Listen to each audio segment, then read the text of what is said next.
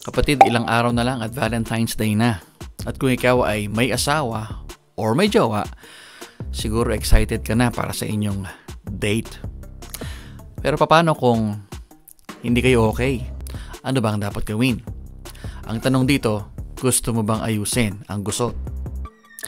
If you wanna know what to do, ngayong linggong ito ang pag-uusapan natin, how to handle marital problems the biblical way. That's coming up here on Pursuing the Savior.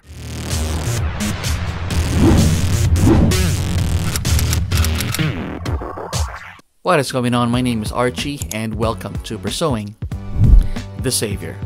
I'm a pastor and a writer, and I have a passion for helping people understand the Bible and find their way back to God. And that's what this channel is all about. If you're new to this channel, please consider subscribing and hit that little notification bell so you won't miss a thing. And if you're watching on Facebook, don't forget to like or follow our official Facebook page, Pursuing the Savior. Let's get started. Marriage is an institution that God Himself established.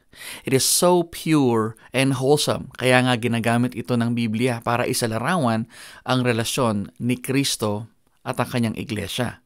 Subalit katulad ng ibang mga human relationships, hindi ito perpekto dahil ito'y binubuo ng dalawang imperfect na mga individual.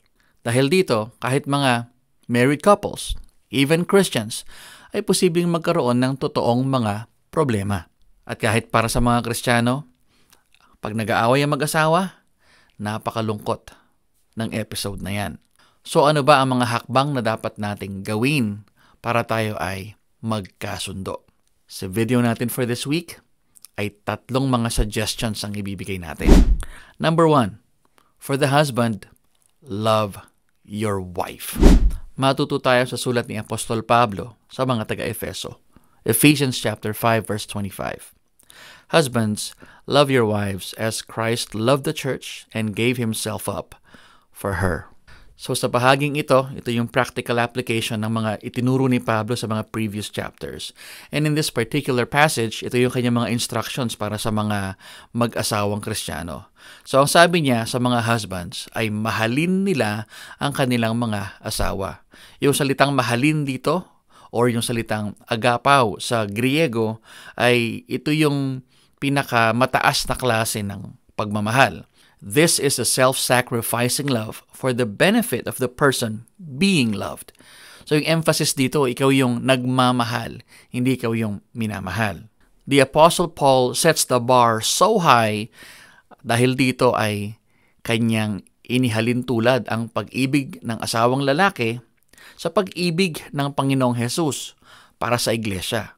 And the Bible tells us that because of Jesus' love, ay inialay niya ang kanyang buhay para sa iglesia. Marriage only functions when it is founded on love. At dito sa bahaging ito, makikita natin ang utos ng Apostol Pablo sa mga husbands katulad ko ay mahalin natin ang ating mga respective na asawa. Kung paanong minahal at minamahal ng Panginoong Hesukristo ang kanyang iglesia. And the emphasis here is not what Christ gets, but what He gives to the church. Gayun din naman, kailangan tayo mapaalalahanan mga asawang lalaki. Ang numero unong trabaho natin bilang mga asawa ay mahalin ang ating mga respective na esposa. At ang pag-ibig na ito, first and foremost, kailangan sacrificial.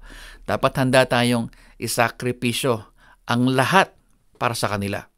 At kung kailangan na ialay ang ating buhay, dapat handa tayong gawin yon. Paano ba natin ito magagawang praktikal? Sa tingin ko, kailangan lang natin maging sensitive sa pangangailangan ng ating asawa. Kailangan yan ng atensyon, kailangan yan ng proteksyon, kailangan ng appreciation, at higit sa lahat, kailangan ng pagmamahal. Kapag ibinigay natin ang mga bagay na ito nang may pagkukusa, sa tingin ko ay kokonti ng kokonti yung mga problema kailangan nating harapin. Bagamat pwedeng maging inconvenience sa ilan sa atin, pero sana willing tayong tumulong sa mga gawaing bahay, katulad ng pagtulong sa paghuhugas ng mga plato o maging sa paglalaba. Baka nga may naimbento ng washing machine na panlalaki Or yung simpleng pagpuri mo sa kanyang pagluluto at yung kanyang pag-aalaga sa iyong mga anak. Naku, mister, napakalaking bagay na yan. At kapag naramdaman ng iyong asawa ang iyong pagmamahal, tiyak ko, magiging matamis ang inyong pagsasama. Number 2, for the wife, respect your husband. Basahin natin ang Ephesians 5 verse 22. Wives, submit to your own husbands as to the Lord. When the Apostle Paul wrote this letter, the women did not have a desirable position, sapagkat itinuring sila hindi bilang mga tao, kundi bilang mga bagay. In fact, kapag hindi natuwa ang asawang lalaki sa kanyang asawang babae, let's say, hindi nagustuhan yung kanyang luto, ay maaari niyang idiborsyo ang kanyang asawa ng walang malalim o katanggap-tanggap na dahilan. At dahil dito, ay iiwan niyang walang pagmamay-ari at walang proteksyon ang kanyang asawa. So, against this backdrop, ay inuutusan ni Apostol Pablo ang mga asawang babae na magpasailalim sa kanilang mga asawa. But take note hindi ibig sabihin nito na sila ay magsasubmit sa kanilang mga asawa sa paraang sila ay nagsasubmit sa Panginoong Hesukristo. Instead, yung kanilang pagsasubmit ay isang pagsunod sa Panginoong Hesus na nag-sanction ng kanilang kasal. I think isang importanteng prinsipyong mahuhugot natin mula sa verse na ito ay ang asawang lalaki ay dapat makatanggap ng respeto, unang-una sa kanyang asawa. Ganito kasi dinisenyo ng Panginoon ang role ng asawang lalaki. Dahil siya yung spiritual leader ng kanilang pamilya, ay nararapat lang na makatanggap siya ng respeto mula sa kanyang asawa. However, hindi ibig sabihin nito na automatic na lang magsasubmit yung asawang babae.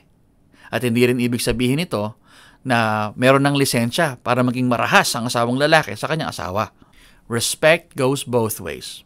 Moreover, respect is earned. Kaya ang importanteng maintindihan natin, mga kalalakihan, ay kailangan nating bigyan ng rason ang ating mga respective na asawa para tayo ay respetuhin nila. Sana naman ay maging kapita-pitagan tayo. On that note, ay napakahalaga para sa asawang babae na i-affirm at i-encourage yung kanyang asawa. Sapagkat kapag siya ay nagpapakita ng respeto, ay nagiging magaan para sa lalaki na gawin yung kanyang tungkulin bilang asawa at bilang tatay. Moreover, respect can go a long way. Pwedeng itong maging susi para mag-respond ang iyong asawa na ikaw ay mahalin at ingatan. Number 3, for the couple, be nice. Pakinggan naman natin sa bahaging ito si Solomon. Proverbs 15 verse 1, a soft answer turns away wrath, but a harsh word stirs up anger. Na-experience mo na ba na ikaw ay nagalit sa iyong asawa, hindi dahil sa kanyang sinabi, kung hindi dahil kung paano niya ito sinabi? I think pwede itong mangyari sa kahit kaninong couple, kahit na sa mga pinakamatatagal at pinakamatatag na couples. Sa bahaging ito ay binibigyan tayo ng Biblia kung paano ba tayo makikipag-usap, lalo na kapag meron ng tensyon. Kailangan daw nating maging mindful sa ating tone, sa ating pagsasalita.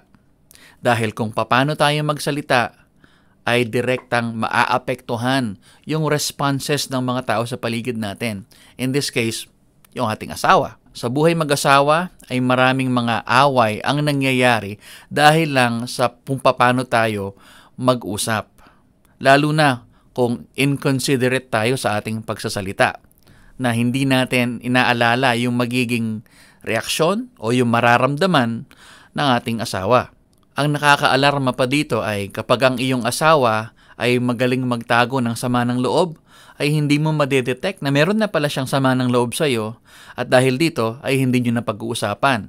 Isang araw ay magugulat ka na lang, sasabog siyang parang bulkang mayon at wala ka nang magagawa.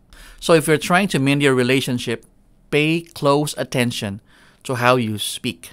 Importanteng piliin mong mabuti ang mga salitang iyong bibitawan. Perhaps ang isang paraan kung paano ito gagawin ay kausapin mo ang iyong asawa sa paraang gusto mo ring ikaw ay kausapin niya. At dahil nandito ka pa kapatid, meron tayong bonus today. Ang pang-apat na tip natin, forgive. Basahin natin ang Ephesians 4:32.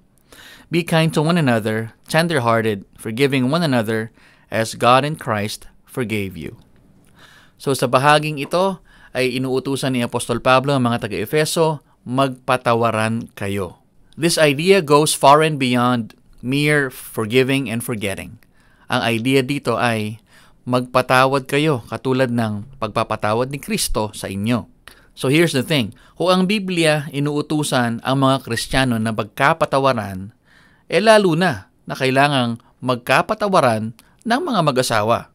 Practically, forgiveness is the ultimate source of happiness. Kapag ikaw ay nagpatawad at pinatawad, wala nang masihigit pa sa feeling na yon. That said, yung pagpapatawad ay hindi excuse para ulitin na naman natin ang ginawa natin at sasaktan na naman natin yung ating asawa. Instead, kailangan maipahayag natin kung ano yung ating nararamdaman sa isang pamamaraan na hindi siya mapapahiya at hindi siya masasaktan. Ang goal dito ay matulungan siyang ma-realize na mali yung kanyang ginawa at masasakit yung kanyang mga sinabi. And when the both of you have tender hearts, ay magkasundo kayong ito ay kalimutan na at mag-move on na kayong dalawa. In conclusion, lahat ng couples pwedeng mag-away, kahit mga Kristiyano pa, dahil hindi tayo perpekto. Pero sa kabila ng pag-aaway na ito ay makikita natin ang isang katotohanan, na tayo ay mga individual na may kahinaan, at dahil dito, kailangan natin ng kalakasang nagmumula sa Panginoon. Moreover, ito ay pagkakataon upang tayo ay magpatawad at tumanggap ng pagpapatawad kung paano tayo ay pinatawad ng Panginoon. I hope kayo po ay may natutunan sa ating video for this week.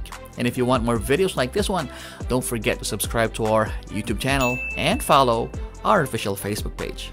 And with that, my friend, I'll see you on the next one.